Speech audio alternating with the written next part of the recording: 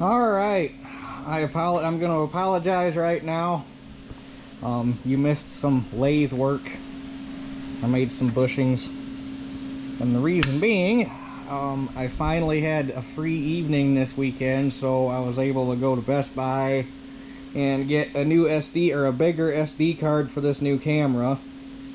Which I'm looking at the screen right now, and apparently 128 gig SD card on this new camera still only has the same amount of storage as a 64 gig SD card on my Hero 8, which is kind of unhandy. I was hoping to have like 5 or 6 hours of storage, would have been nice, but either way, I digress. So I got a new SD card for this camera, and I got a new video editing software for my new computer, so hopefully I have a software now that can edit video recorded by this camera. And this is going to be the first video that I do with all this new stuff, and that was my plan. And when I got here, I completely kind of spaced the fact that the battery for the camera was dead. So I also bought a dock charger and 2 spare batteries, but I had to let the batteries get juice in them. So while I was waiting for the camera to get life breathed into it, I did some lathe work. But I just made, these are kind of what I came up with. They're thick enough to go through the slot and leave clearance between it and the bottom of the bearing, and there's no burrs on there, and slide in the slot. And then I put a pretty heavy flange on it because they had just flat washers on here, and they were bent pretty good, like it was trying to pull up through the slot. So I figure that heavier flange will be better than a flat washer. So I just hope I went thick enough. It's 3/8 steel, and I basically made it just a basic. I made the bushing about, they were anywhere between about 405 and 408. So if nothing else, I might have to make a shim or something to help it out. But it should be good. As long as there's no burrs turned up, which I don't feel any. Which, that's no big deal. We'll just have to grind them off real quick, but I don't feel nothing, so we should be good. So with that being said, should have enough time yet this evening to get the bearings and stuff put back on this side, I hope. So for starters, we got to get the shafts cleaned up.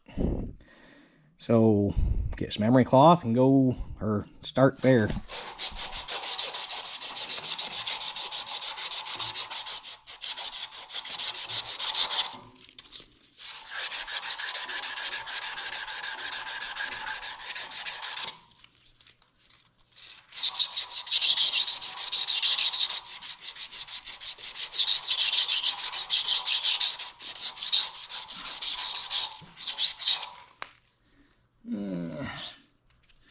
Plug in my paper. Gonna have to clean that grease off real quick. I didn't think it was grease.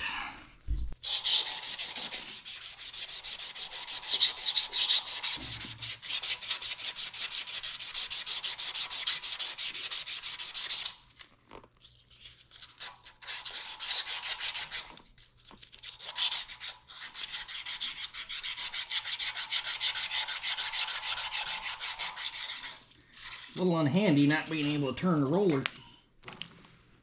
Yeah, I ain't turning them rollers over.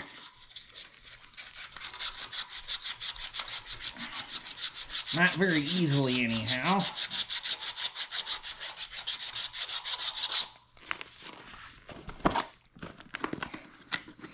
I'm a little bit irked.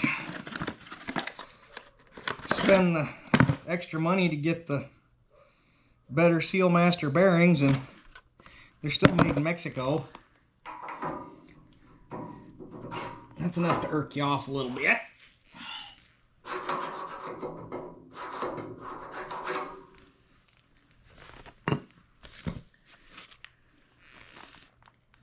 Got the weight of that top roller pushing down on that one, so I can't get her squared away, but I think we're good. Luckily, the shafts on this thing really aren't all that bad, although I think at some point, judging by that groove, the set screw in that bearing must have come loose at some point and let it spin on the shaft, I'm assuming.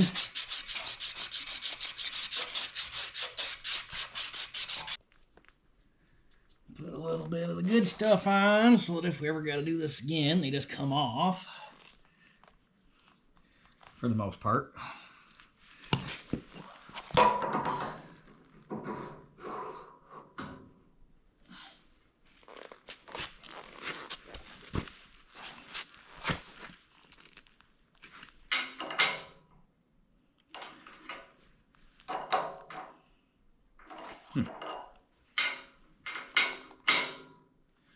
Well, I didn't measure that very good, unless these are not actually the length that they're supposed to be. That's better.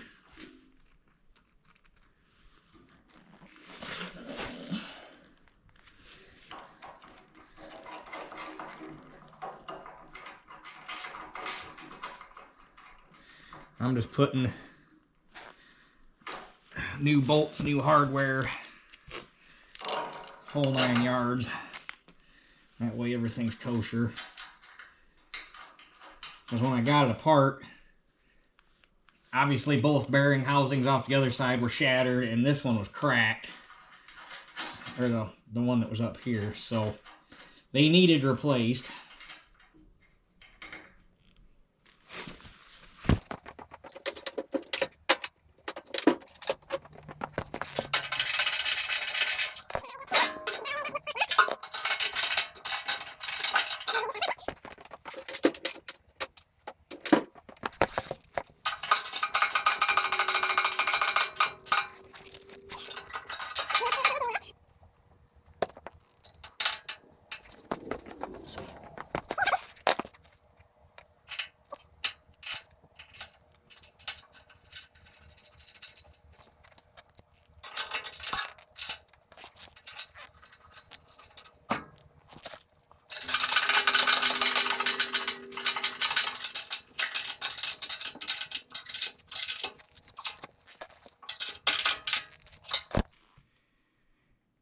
Okay, now I gotta get it off the block, and we'll find out. There's a gap, so it ought to slide. Oh yeah, that's beautiful, Clark. It's a little sticky because I didn't clean the pad up, but 15 minutes of use and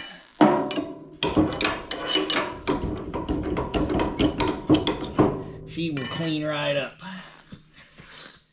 Now, I'm not going to lock these bearings down until I do the ones on the other side. That way we can make double damn sure that the rollers are centered in the frame.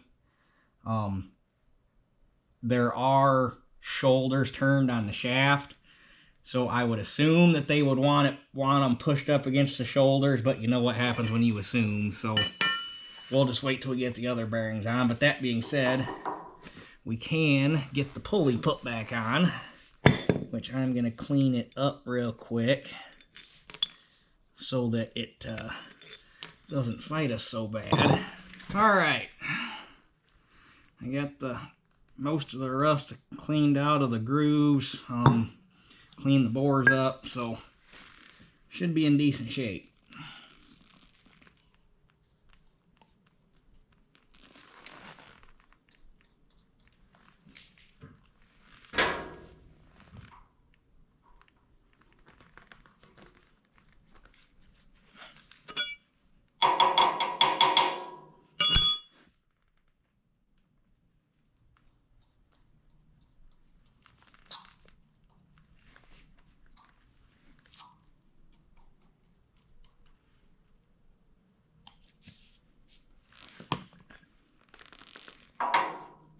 Wrong way.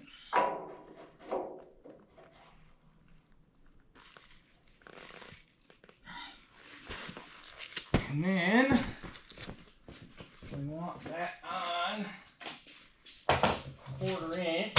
And grab a ratchet here.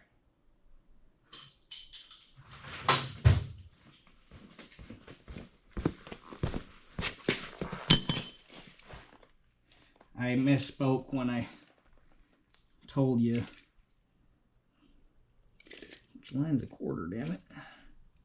1, 2, 3, 4. Okay. There we go. I misspoke when I told you it was an 1/8 inch. It was a 1/4 inch. Now we are going to lock this guy down. Naturally, at that angle, I can't use a T-handle. Alright, we're going to get some blue Loctite here on this set screw since it was backed out when I took it apart. We don't want that happening again.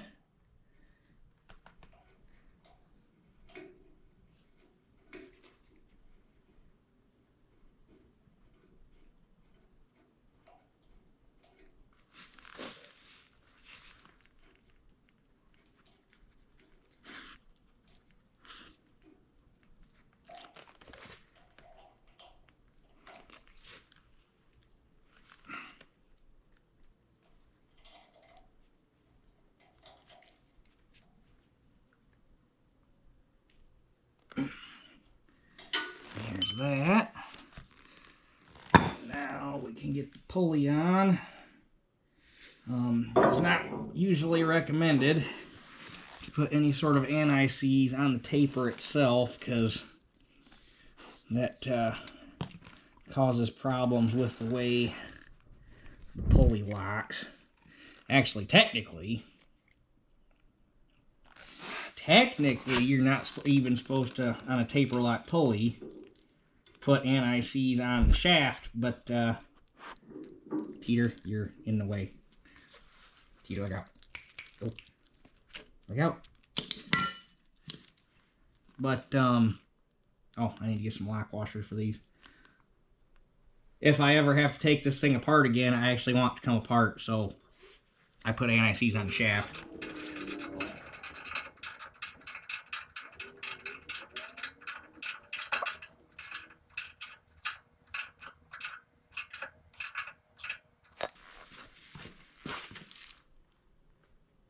This pulley's a little crooked, but looks fairly decent. So, I guess I'm going to go ahead and call her for the night and get my mess cleaned up, get stuff put away. And tomorrow, since I don't have any lathe work to do, we should be able to hit her pretty hard and hopefully have it back, have all the bearings back on and tightened down, and have it back on 2 wheels tomorrow. Hopefully.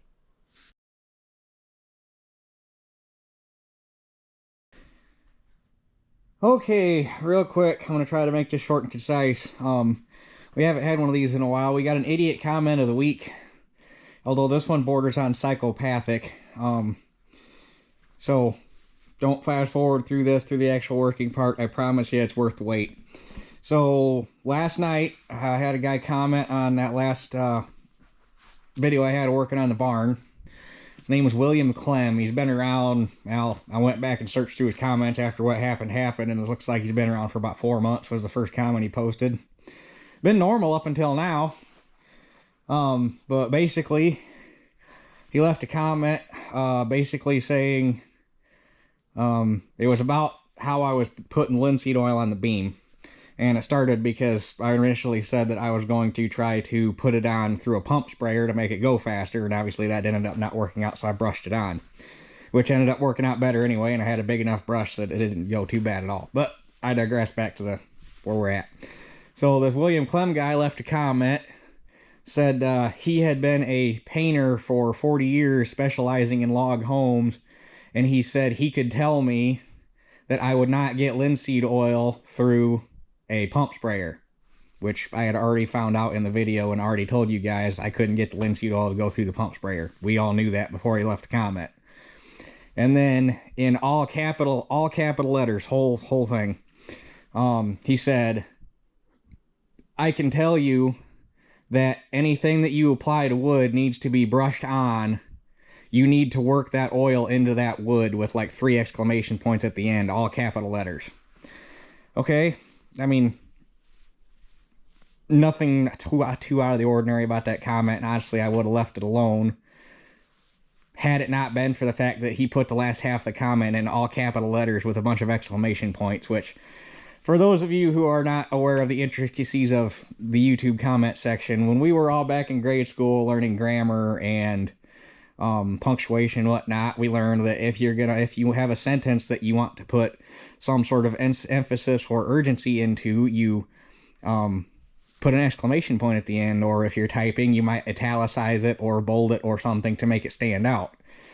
Well, because the YouTube comment section is a gutter full of dumpster fires, that's not good enough for the YouTube comment section. So basically somebody came up with the idea that you type the entire comment or whatever you want to emphasize in caps, and it's basically the internet equivalent to yelling at somebody is basically what it is. And I don't know why, I just have a pet peeve about people that write comments in all caps. It's stupid, it's pointless, it makes you look ignorant. I don't know. So because of the all caps thing, my reply to his comment was, the number one, don't write in all caps, it's annoying as hell. And 2, that's what I ended up referring to the part where he said, you need to brush it on to work it in. I said 2, the number 2, that's what I ended up doing anyway. That was my comment. I mean, yeah, it's kind of smart ass, and you'd expect a little bit of a smart ass reply back, but no. And before I read you what he actually wrote, I replied to his second reply earlier this morning, and he must have realized how stupid he was to type what he typed, or he's trying to cover up the evidence, whatever he's trying to do. And a couple hours ago, he must have deleted the comment thread because it was there, and then I went to look at it when I got home and it wasn't gone, or it was gone. But little does this idiot know that I get email notifications about comment replies, and I just so happen to have saved that email notification with that comment reply. So, let's see what we have here. Damn it, it's not going to let me. What, can I do this? I can do that. I can do that. That worked good. So, William Clem. I told you word for word my reply. You would expect if you replied at all to be something a little smart ass, but this jumped over smart ass, this jumped over trolling.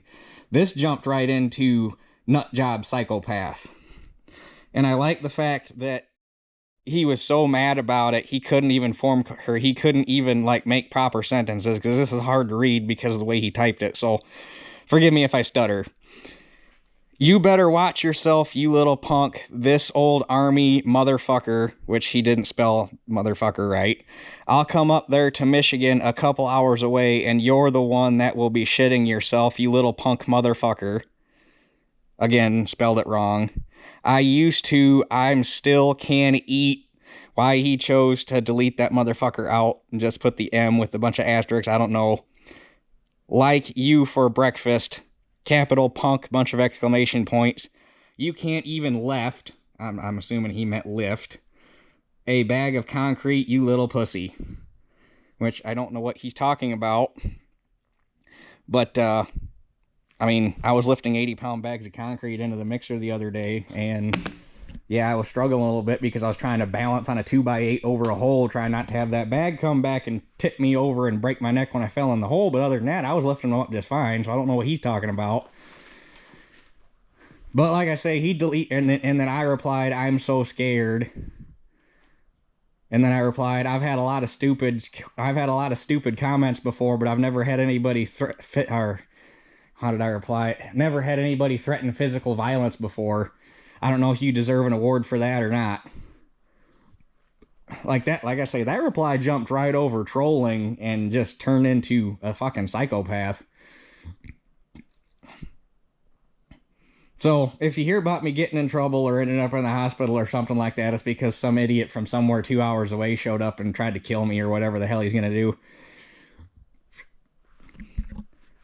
But I'm not too worried about it, because if guys like Whistling Diesel, at least in the few videos of his that I have managed to watch, can get multiple death threats every time he makes a video over something he tore up, and with his millions of subscribers, he's still alive, I don't have to worry about nothing. But that one I figured was worth, that comment right there, I figured was worth putting in a video because it was so batshit crazy. So anyhow, with that out of the way, sorry I meant to keep that under 5 minutes and we turned into 7. But anyway, back to your normally scheduled broadcast. Okay, so here we are on day 2. Want to get the bearings on this side, and I should, as long as nothing's jacked up, should be able to get the wheel right back on this side, and then we'll have to do a little bit of work that we got to do to put it back on that side, because somehow stuff ended up bent. This one looks like it's still straight. So anyway, you guys already know how this all comes apart, so I'm going to get it to the point where we're actually working on bearings, and we'll come back. And today I actually set it up on blocks so that we can rotate the rollers as needed. So anyway, I'll get it to where we're working here, and we'll catch you in a minute. All right, these shafts are in bad enough shape. Emery cloth probably ain't gonna cut it, so I got a Scotch-Brite disc on the angle grinder, air sander. So hopefully this will do it.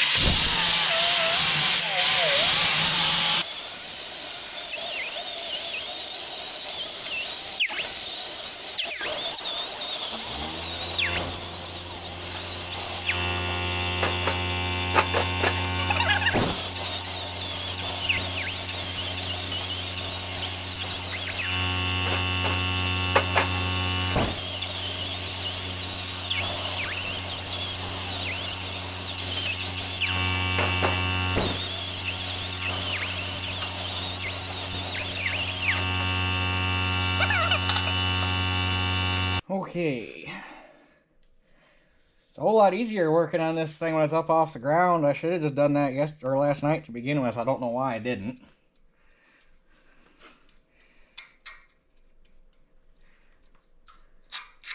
Last night I was just kind of riding the struggle bus because I was all flustered trying to make the new camera work, and it just couldn't keep my head straight.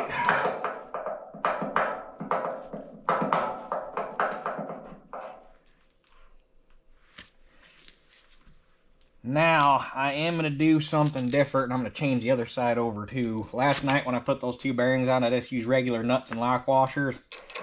And I got home last night and was mulling things over in my head, and I'm like, you know what? The vibrations that this thing takes probably ought to have some kind of lock nut on there. So, we're going to be double protecting. I'm going to use stover nuts and lock washers. And that ought to cover any base we have as far as the bearings vibrating loose.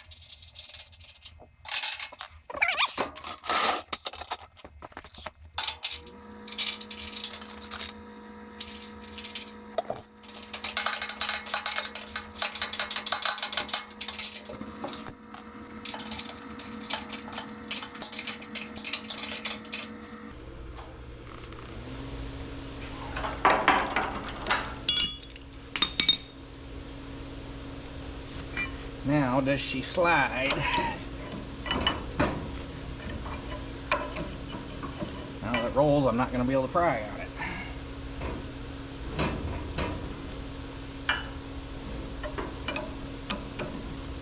Oh, it slides.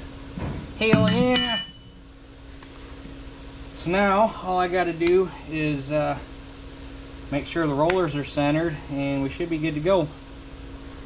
Okay, bearings are all set. Kind of like I figured, the top roller's got a little bit of slop in it, but the bottom roller, the bearings just go up against the machine shoulder and it automatically centers. The top one, I just had to scoot that way just a fuzz. But they're all tightened back down. Set screws are tight. I put the set screws in with a little bit of blue Loctite so that they won't vibrate loose. Hopefully, so when I took this side apart, 2 of the set screws were just completely gone, and all of them were, or the other 2 were loose. And then the one that was in the pulley was loose, so when I put the pulley back on, that one got some blue Loctite too.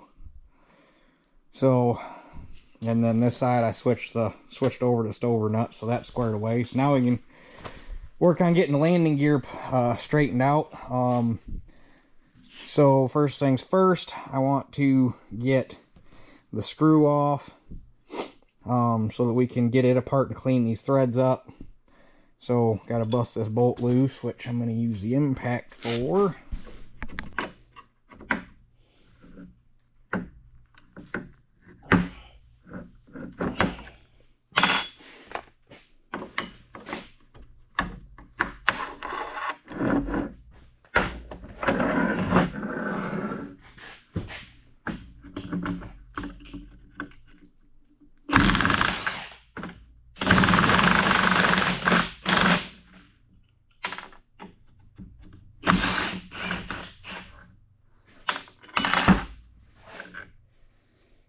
That's going to need to get a new bolt, because that one's got a notch war in it. Okay, now I can put this back on, because it doesn't need worked on, and then we can work on this. And let's see how difficult it wants to be.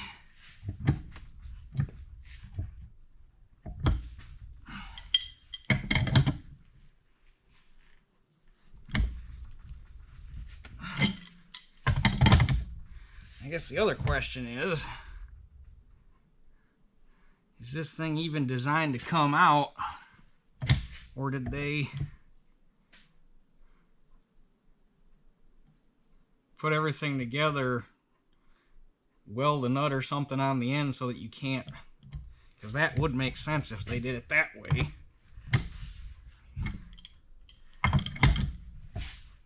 Because we're coming up, that's a hard stop right there. I'm thinking it is what it is. I bet that's what they did. I bet they threaded this into the tube, either peened the threads or welded a nut on the end or something so that you can't run the jack apart, and then welded the assembly together. In which case, I'm going to have to clean the threads up the way it stands. But now that I got it off, I do see that there's a hole drilled right here so that you can fill that thing with oil. Which, it's kind of hidden under the lip, so if you don't know what's there, you're not going to see it. So I wonder how many guys actually oiled these things periodically. So let me get the wire wheel on the grinder and we'll get her cleaned up.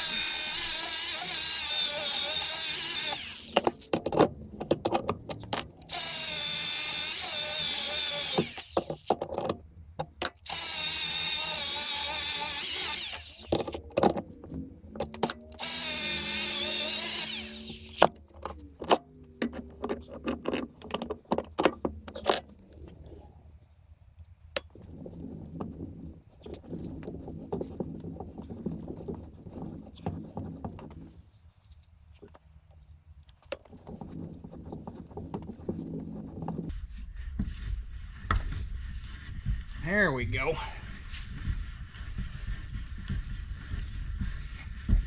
It's just going to have to be worked a little bit.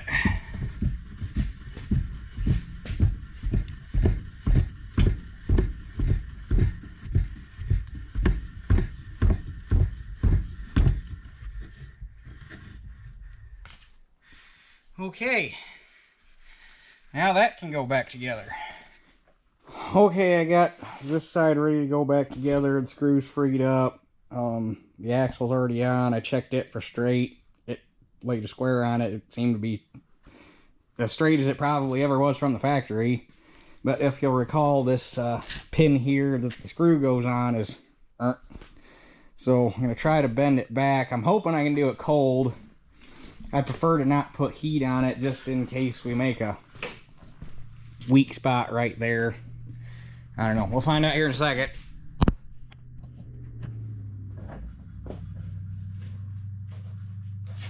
Oh, yeah. That's moving a lot easier than Hollywood.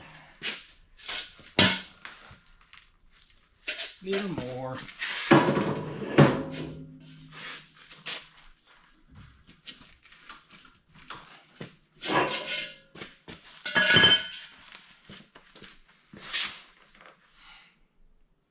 Might have to go more yet.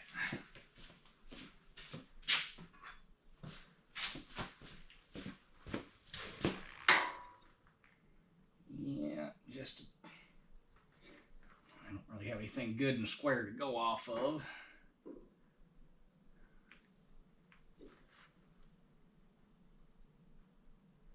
I don't know, it don't look too bad, at least eyeballing it. I think we're gonna call her good. Okay, I got this side back together, and now I'm gonna have to turn around and take it apart. Something on the axle itself is still tweaked because that tire is kind of like this. It's rocked out and back on the bottom and in on the top. So we got to figure out what is bent or twisted. I gotta believe it's the axle itself, because I have a really hard time believing there's anything on this that weighs enough to bend that round stock there. So we'll take her back apart, see what we can figure out. Okay, so upon further inspection, and I had Dad come out here to look at it and figure out what we got going on here. Nothing's bent. It was just flat out never welded together right to begin with. This tube's not welded onto the bar stock square, and it's like this, and it's twisted. So basically the best thing, or the solution we came up with, which is going to be it's more of a project that I'm going to get in tonight, so we'll pick up on it tomorrow, is see if I can get it in the bandsaw. If not, I might have to make do with a cutoff wheel, but hopefully I can do it with a bandsaw. And come in here right next to the tube and saw the weld out up to the gusset, but not through it. So basically just right up to the gusset. And then I can put it back on the crimper, put the tire back on it, get it hung, and then bend it, do whatever I need to do to get it squared up, and then tack it together, take it back off, weld it, and then put it all back together, and it'll just be square like it's supposed to be. This side's fine.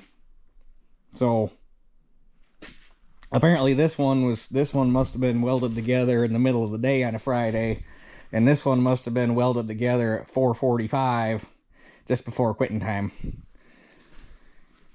So anyhow, I think with the time I got left, I'm gonna call it here, and we will end this video here, and I'm gonna go in and fight my new confuser and see if I can get my new video editing software to work, and fight my way through that, and hopefully get this video made and uploaded tonight, or uploading. It probably won't show up till the morning, but